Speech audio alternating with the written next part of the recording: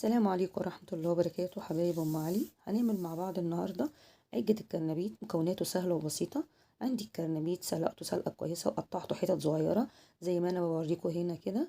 خلاص هجيب البصل وأحطه حبة زيت وسمنة، وكمان هنزل عليه بفص ثوم مطحون وكمان فلفل الألوان بتاعي، وهقلب تقليبة حلوة. وبعد كده هحط الطماطم وهنزل على الطماطم بحبة بهارات حلوين، وكمان الكرنبيت اللي أنا قطعته حتت صغيرة. هطفي النار، وبعد كده قبل ما اقلب هحط البقدونس بتاعي اللي انا قطعته كويس قوي.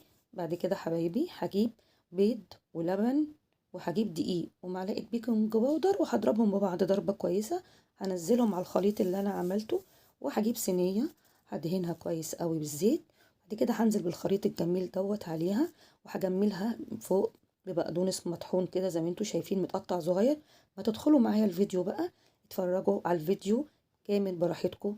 والسلام عليكم ورحمة الله وبركاته.